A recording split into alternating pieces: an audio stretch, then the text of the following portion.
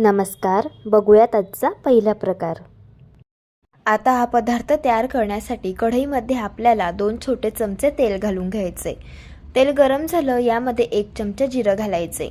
जिरं तडतडल्यानंतर पाव चमचा यामध्ये हिंग घालून घ्यायचं आहे। 1 चमचा यामध्ये आपल्याला हिरव्या मिरचीचा ठेचा घालायचा आहे। तिखट आवडीप्रमाणे तुम्ही कमी जास्त करू शकता। आणि 1 चमचा यामध्ये आपल्याला आलं लसूणची पेस्ट घालायची आहे आणि थोडीशी यामध्ये कोथिंबीर घालून घेऊया। आता हे सर्व जिन्नस 1 ते 2 सेकंद तेलावरती छान परतून घ्यायचे आहे। असे हे परतून घेतल्यावरती यामध्ये 2 चमचे तीळ घालायचे आहे। तीळ असे शेवटी घालायचे, जर आपण अगोदर तेलामध्ये तीळ घातले तर ते करपून जातात, त्यामुळे अशी उशिरा घालायचे। आता हे तीळ देखील 1 ते 2 सेकंद या फोडणीसोबत मी चांगले परतून घेतले। आता यामध्ये आपल्याला 1 वाटी पाणी घालायचं आहे। यामध्ये 1 चमचा चिली फ्लेक्स घालायचे आहे। पाव चमचा काळी मिरी पावडर घालूया। पाव चमचा यामध्ये आपल्याला पिझ्झा मसाला घालून घ्यायचा आहे।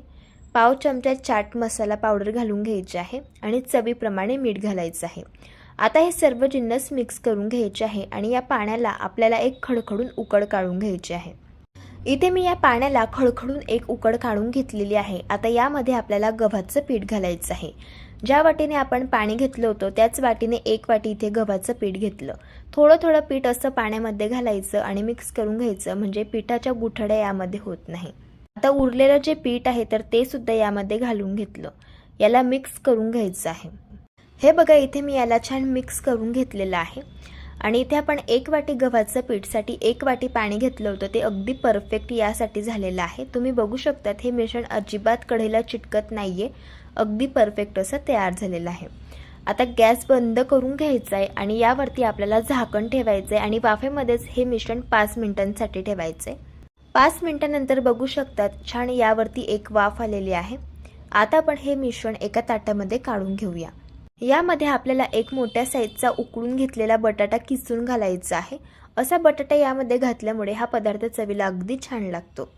आता हे सर्व जिन्नस मिक्स करून घ्यायचे आणि याचा आपल्याला मऊसूत असा गोळा तयार करून घ्यायचा आहे। इथे मी याचा गोळा तयार करून घेतलेला आहे। तुम्ही बघू शकतात मस्त असा मऊसूत असा हा गोळा तयार झाला। लगेच पदार्थ बनवायला सुरुवात करूयात। लिंबाच्या साईज एवढं मिश्रण हातामध्ये घ्यायचं, याला गोलाकार शेप देऊन घ्यायचा आणि नंतर याला टिक्कीसारखं हातावरती आपल्याला प्रेस करून घ्यायचं आहे। हे बघा, अशा पद्धतीने। इथे आज आपण गव्हाच्या पिठाची क्रिस्पी आणि कुरकुरीत कचोरी बनवणार आहोत, तर त्यासाठी इथे मी सर्व कचोऱ्या तयार करून घेतल्या। आता आपण यांना फ्राय करून घेऊयात। आता या कचोऱ्या फ्राय करण्यासाठी तेल कडकडीत गरम करून घ्यायचं आणि नंतर यामध्ये आपल्याला या कचोऱ्या घालून घ्यायच्या आहे आणि आपल्याला या कचोऱ्या गॅसच्या मीडियम फ्लेमवरती क्रिस्पी आणि कुरकुरीत होईपर्यंत फ्राय करून घ्यायच्या आहे। कचोऱ्या फ्राय झाल्यानंतर अशा तेलावरती तरंगायला सुरुवात होते। यांना पलटी करून घ्यायचं आणि दुसऱ्या साईडने देखील आपल्याला क्रिस्पी आणि कुरकुरीत होईपर्यंत फ्राय करून घ्यायचं। इथे मी या कचोऱ्या फ्राय करून घेतल्या। आता आपण यांना काढून घेऊया। तुम्ही बघू शकता छान अशा क्रिस्पी आणि कुरकुरीत अशा या कचोऱ्या तयार झालेल्या आहेत। दिसायला एवढ्या सुंदर दिसत आहेत, त्यापेक्षा चवीला अगदी भन्नाट लागतात। मुलांना कधी कधी टिफिनला भाजी पोळी खायचा कंटाळा येतो, त्यावेळेस आपण या गव्हाच्या पिठाच्या कचोऱ्या मुलांना बनवून देऊ शकतो। चवीला अगदी छान लागतात आणि अगदी झटपट तयार होतात। अशा पद्धतीने तुम्ही एकदा ट्राय करून बघा। प्रकार क्रमांक 2। आता हा पदार्थ तयार करण्यासाठी 1 वाटी गव्हाचं पीठ घ्यायचं आहे। त्याच वाटीने अर्धी वाटी यामध्ये जाड रवा घालून घ्यायचा आहे। हा पदार्थ तयार करण्यासाठी जाडच रव्याचा वापर करायचा। आता यामध्ये 1 वाटी गूळ घालायचा आहे। गुळाचं प्रमाण आवडीप्रमाणे कमी जास्त करू शकता। अर्धा चमचा वेलची पावडर घालूया। 2 चमचे ओल्या नारळाचे काप घालायचे आहे। तुम्ही ते सुका खोबऱ्याचे काप सुद्धा वापरू शकता आणि अगदी चिमूटभर यामध्ये आपल्याला मीठ घालून घ्यायचं आहे। आता हे सर्व कोरडे जिन्नस आपण मिक्स करून घेऊया। आता यामध्ये पाणी घालायचं आहे आणि याचं आपल्याला बॅटर तयार करून घ्यायचं आहे। पाणी असं थोडं थोडं घालायचं, म्हणजे गव्हाच्या पिठाच्या गुठळ्या होत नाही आणि अगदी स्मूथ असं हे बॅटर तयार होतं। इथे मी बॅटर तयार करून घेतलेलं आहे। बॅटरची थिकनेस बघून घ्या, आपल्याला अशा पद्धतीची ठेवायची आहे। यापेक्षा जास्त सैल हे बॅटर ठेवायचं नाही। आता यावरती झाकण ठेवायचं आहे आणि 5 मिनिटांसाठी हे बॅटर आपल्याला मुरण्यासाठी ठेवायचं आहे। 5 मिनिटांनंतर बघू शकता बॅटर चांगलं मुरलं गेलेलं आहे। जर तुमचं बॅटर यापेक्षा खूप घट्ट झालं असेल तर यामध्ये 1 ते 2 टेबलस्पून तुम्ही पाणी घालू शकता। आता यामध्ये पाव चमचा आपल्याला बेकिंग सोडा घालून घ्यायचा आहे आणि एकाच डायरेक्शनमध्ये आपल्याला हे बॅटर फेटून घ्यायचं आहे। असा बेकिंग सोडा घातल्यामुळे हा पदार्थ हलका फुलका तयार होतो आणि मस्त असा स्पंज आणि सॉफ्ट बनतो. बॅटर तयार झालेलं आहे. आता लगेच यापासून पदार्थ बनवायला सुरुवात करूया. त्यासाठी इथे मी आप्पे पात्र गरम करून घेतलं. यामध्ये आता आपल्याला तूप घालून घ्यायचं आहे. तुपाऐवजी तुम्ही ते तेलसुद्धा वापरू शकता, पण तुपाचा फ्लेवर यामध्ये खूप छान लागतो. आता तयार करून घेतलेलं हे बॅटर आपल्याला अशा पद्धतीने या आप्पे मोल्डमध्ये फिल करून घ्यायचं आहे. आता या आप्प्यांवरती झाकण ठेवायचं आहे आणि हे आप्पे गॅसच्या मंद आचेवरती 5 मिनिटं आपल्याला एका साईडने भाजून घ्यायचे आहे. 5 मिनिटानंतर बघू शकतात आप्पे मस्त टम्म फुगून वर आलेले आहे. आप्प्यांना छान जाळी पडलेली आहे. आता आपण हे आप्पे पलटी करून घेऊया. बघू शकता छान असे खरपूस एका साईडने हे भाजले गेले. अशाच पद्धतीने सर्व आप्पे आपल्याला पलटून घ्यायचे आहे आणि अशाच पद्धतीने दुसरी साईड देखील आपल्याला आप्प्यांची भाजून घ्यायची आहे. इथे मी हे आप्पे दोघी साईडने चांगले भाजून घेतले. आता आपण यांना काढून घेऊया. तयार झाले इथे आपले गव्हाच्या पिठाचे गोड आप्पे. चवीला अगदी छान लागतात. मस्त छान मऊ लुसलुशीत आणि स्पॉन्जी असे तयार होता. अशा पद्धतीने तुम्ही एकदा ट्राय करून बघा. प्रकार क्रमांक 3. आता हा पदार्थ तयार करण्यासाठी मिक्सरच्या भांड्यामध्ये अर्धा कप आपल्याला गव्हाचं पीठ घ्यायचं आहे. 1 कप इथे आपल्याला जाड रवा यामध्ये घालून घ्यायचा आहे आणि अर्धा कप यामध्ये आपल्याला साखर घालून घ्यायची आहे आणि आता यामध्ये आपल्याला पाव कप तेल घालून घ्यायचं आहे. तुमच्याकडे जर असे मेजरिंग कप्स नसतील तर घरातील कुठलीही वाटी सेट करून घ्यायची आणि त्याने हे सर्व जिन्नस मोजून घ्यायचे. आता पाव कप यामध्ये आपल्याला दही घालून घ्यायचं आहे आणि 2 टेबलस्पून यामध्ये कोको पावडर घालायची आहे.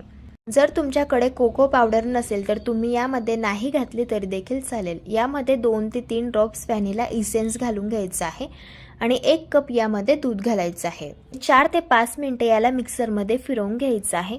हे बघा अशा पद्धतीने मी याला मिक्सरमध्ये फिरवून घेतलं. तुम्ही बॅटरची थिकनेस बघून घ्या, अशा पद्धतीची आहे आणि हे बॅटर तयार करण्यासाठी बरोबर इथे मी 1 कप एवढं दूध वापरलं आहे. आता आपण हे मिश्रण एका बाउलमध्ये काढून घेऊया. आता हे मिश्रण आपल्याला 6 ते 7 मिनिटं भिजण्यासाठी ठेवायचं आहे, कारण आपण यामध्ये रवा वापरलेला आहे. रवा थोडासा फुलतो त्यामुळे 6 ते 7 मिनिटानंतर इथे आपलं जे मिश्रण आहे तर ते चांगलं भिजलं गेलेलं आहे आणि यातील जो रवा आहे तर तो देखील चांगला फुललेला आहे. आता यामध्ये आपल्याला 1 टेबलस्पून बेकिंग पावडर घालायची आहे आणि अर्धा टेबलस्पून यामध्ये आपल्याला बेकिंग सोडा घालून घ्यायचा आहे. बेकिंग सोडा आणि बेकिंग पावडर ॲक्टिवेट करण्यासाठी यावरती आपल्याला 2 टेबलस्पून दूध घालून घ्यायचं आहे आणि याला छान मिक्स करून घ्यायचं आहे. हे बघा इथे मी हे मिश्रण छान मिक्स करून घेतलेलं आहे. आता लगेच आपल्याला वेळ न वाया घालवता यापासून केक बनवून घ्यायचा आहे. त्यासाठी इथे मी आधीच टीनला बटर पेपर लावून घेतलेला आहे आणि याला तूप लावून घेतलेलं आहे. आता हे बॅटर आपण या टीनमध्ये ट्रान्सफर करून घेऊयात आणि नंतर आपल्याला थोडंसं याला टॅप करून घ्यायचं आहे. जर यामध्ये काही एअर बबल्स असतील तर ते सुद्धा निघून जातील. यावरती काजू आणि बदामाचे आपल्याला काप घालून घ्यायचे आहे. इथे तुम्ही टुटी फ्रुटी सुद्धा वापरू शकता. केक बेक करण्यासाठी आधीच इथे मी 15 मिनिटांसाठी कढई प्रीहीट करायला ठेवलेली होती. यामध्ये तळाला थोडंसं मीठ घातलेलं आहे आणि एक रिंग ठेवलेली आहे. आता यावरती आपल्याला हा केकचा टीन ठेवायचा आहे, झाकण ठेवायचं आणि 30 ते 35 मिनिटं आपल्याला हा केक बेक करून घ्यायचा आहे. 30 ते 35 मिनिटानंतर बघू शकतात केक छान बेक झालेला आहे. आता याला चेक करून घेऊयात. टूथपिक अगदी क्लीन निघालेली आहे, याचा अर्थ केक चांगला बेक झालेला आहे. आता हा केक पूर्णपणे थंड करून घ्यायचा आणि नंतर आपल्याला अशा पद्धतीने डिमोल्ड करून घ्यायचा आहे. यावरचा जो बटर पेपर आहे तर तो देखील आपल्याला अशा पद्धतीने रिमूव्ह करून घ्यायचा आहे. आता आपण केक कट करून घेऊयात. हा केक आपण गव्हाच्या पिठापासून तयार केलेला आहे, त्यामुळे हा केक भरपूर सारे प्रोटीन्स आणि पौष्टिकयुक्त तर तयार होतोच. आणि तुम्ही बघू शकतात केक अगदी छान मऊ लुसलुशीत आणि स्पंजी आणि सॉफ्ट असा तयार झालेला आहे. केकला जाळीसुद्धा खूप सुरेख पडलेली आहे. तुम्ही अशा पद्धतीने एकदा ट्राय करून बघा. प्रकार क्रमांक 4. पॅनमध्ये आपल्याला 1 वाटी पाणी घ्यायचं आहे आणि 1 वाटी गूळ घालून घ्यायचा आहे. आता हा गूळ आपल्याला पाण्यामध्ये विरघळून घ्यायचा आहे. गुळाचा पाक करायचा नाही, फक्त पाण्यामध्ये गूळ आपल्याला विरघळून घ्यायचा आहे. इथे मी हा गूळ पाण्यामध्ये छान विरघळून घेतलेला आहे. आता गॅस बंद करून घ्यायचा आहे आणि हे पाणी आपल्याला हलकं थंड करून घ्यायचं आहे आणि नंतर वापरायला घ्यायचं आहे. आता इथे मी एक बाउल घेतलेला आहे. यामध्ये आपल्याला 2 वाटी गव्हाचं पीठ घालून घ्यायचं आहे. ज्या वाटीने आपण पाणी घेतलं होतं त्याच वाटीने इथे मी पीठ घेतलेलं आहे. आता यामध्ये आपल्याला 1 चमचा बडीशेप पावडर घालून घ्यायची आहे, 2 मोठे चमचे पांढरे तीळ घालून घ्यायचे आहे, 1 चमचा खसखस घालायची आहे आणि अगदी चिमूटभर मीठ घालायचं आहे. आता हे सर्व जिन्नस मी मिक्स करून घेतले. जे गुळाचं पाणी आपण तयार करून घेतलं होतं ते थोडं थोडं पाणी आपल्याला या पिठामध्ये घालून घ्यायचं आहे आणि हाताने याला मिक्स करून घ्यायचं आहे. असं थोडं थोडं पाणी घातल्यामुळे पिठाच्या गुठळ्या होत नाही आणि अगदी स्मूथ असं हे पीठ तयार होतं. आता यामध्ये उरलेलं देखील आपल्याला हे गुळाचं पाणी घालून घ्यायचं आहे. आता हे गुळाचं पाणी घालून घेतल्यानंतर मला असं वाटतं यामध्ये आणखी पाणी बसेल, कारण गव्हाच्या पिठाच्या क्वालिटीवरती अवलंबून असतं. यामध्ये पाणी थोडंसं कमी किंवा जास्त सुद्धा लागू शकतं. आता यामध्ये मी अर्धी वाटी यात पाणी घालून घेतलं आणि याला मिक्स करून घेतलं आणि अशा पद्धतीचं हे मिश्रण तयार करून घेतलं. इथे आज आपण या मिश्रणापासून गुलगुले बनवणार आहोत. तर असंच आपल्याला थोडंसं सैल हे मिश्रण हवं आहे. थिकनेस बघून घ्या, इतपत सैल हे मिश्रण आपल्याला ठेवायचं आहे. आता हे मिश्रण देखील आपल्याला 5 ते 6 मिनिटं एकाच डायरेक्शनमध्ये फेटून घ्यायचं आहे.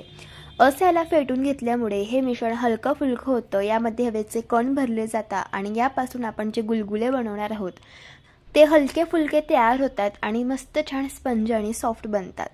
इथे मी हे मिश्रण 5 ते 6 मिनिटं एकाच डायरेक्शनमध्ये फेटून घेतलेलं आहे. आता यापासून आपण गुलगुले बनवायला सुरुवात करूया. हाताला थोडंसं पाणी लावून घ्यायचं, थोडंसं मिश्रण हातामध्ये घ्यायचं, हे बघा अशा पद्धतीने, आणि आपल्याला असे हे गुलगुले तेलामध्ये घालून घ्यायचे आहे.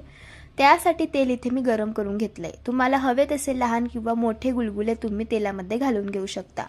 आता हे गुलगुले आपल्याला क्रिस्पी आणि कुरकुरीत होईपर्यंत हलक्या गुलाबी रंगावरती गॅसच्या मीडियम फ्लेमवरती फ्राय करून घ्यायचे आहे. गुलगुले फ्राय होत असताना तुमच्या लक्षात आलं असेल या गुलगुल्यांची साईजसुद्धा डबल झालेली आहे आणि गुलगुले छान टम्म फुगलेले आहे. इथे मी हे गुलगुले क्रिस्पी आणि कुरकुरीत होईपर्यंत हलक्या गुलाबी रंगावर छान फ्राय करून घेतले. आता आपण यांना काढून घेऊया. तयार झाले इथे आपले मस्त स्पंज आणि सॉफ्ट असे हे गुलगुले. चवीला अगदी छान लागतात आणि आतून मस्त स्पंज आणि सॉफ्ट असे तयार होतात. अशा पद्धतीने एकदा ट्राय करून बघा. प्रकार क्रमांक 5. आता एका पॅनमध्ये आपल्याला 1 वाटी पाणी घालून घ्यायचं आहे. त्याच वाटीने इथे मी अर्धी वाटी गूळ घेतलेला आहे. आता हा गूळ आपल्याला पाण्यामध्ये विरघळून घ्यायचा आहे. एक गोष्ट लक्षात ठेवायची, गुळाचा पाक बनवायचा नाही, फक्त आपल्याला गूळ हा पाण्यामध्ये विरघळून घ्यायचा आहे. आता हा गूळ पाण्यामध्ये विरघळलेला आहे. गॅस बंद करून घ्यायचा आणि हे गुळाचं पाणी आपल्याला चाळणीने चाळून घ्यायचं आहे, जेणेकरून गुळामधील जो कचरा आहे तर तो निघून जाईल. आता हे गुळाचं पाणी पूर्णपणे थंड करून घ्यायचं, नंतर वापरायला सुरुवात करायची. एका परातीमध्ये 2 वाटी मी गव्हाचं पीठ घेतलंय. ज्या वाटीने आपण पाणी घेतलं होतं त्याच वाटीने इथे मी गव्हाचं पीठ घेतलं. यामध्ये चिमूटभर मीठ घालून घेतलं आणि हे छान मिक्स करून घेतलं. आता हे गुळाचं पाणी पूर्णपणे थंड झाल्यावरती थोडं थोडं या पिठामध्ये घालायचं आणि याचा आपल्याला अगदी घट्ट असा गोळा मोडून घ्यायचा आहे. इथे आपण गुळाची पुरी बनवणार आहोत. तर नेहमीप्रमाणे आपण जसं पुरीसाठी पीठ मळून घेतो तसंच आपल्याला हे घट्ट पीठ मळून घ्यायचं आहे, कारण जर सैल पीठ असेल तर पुरी तेलामध्ये घातल्यानंतर फुगत नाही आणि जर पीठ घट्ट मळलेलं असेल तर पुरी छान तेलामध्ये घातल्यानंतर टम्म फुगते. इथे मी पीठ छान मळून घेतलेलं आहे.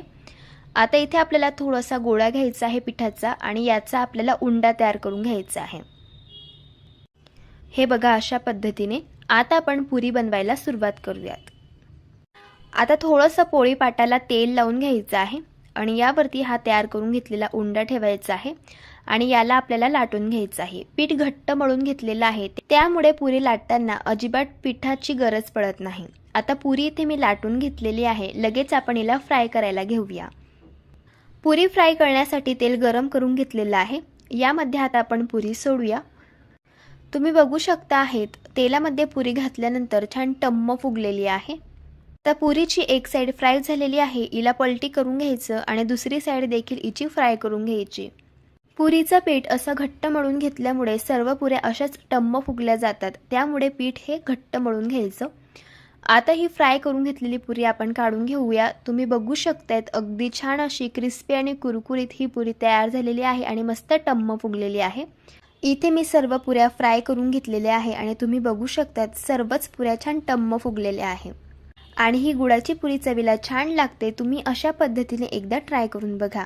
जर तुम्हाला आजच्या या सर्व रेसिपीज आवडल्या असेल तर रेसिपीला लाईक करा, चॅनलला सबस्क्राईब करा आणि शेजारील बेल आयकॉन प्रेस करायला विसरू नका.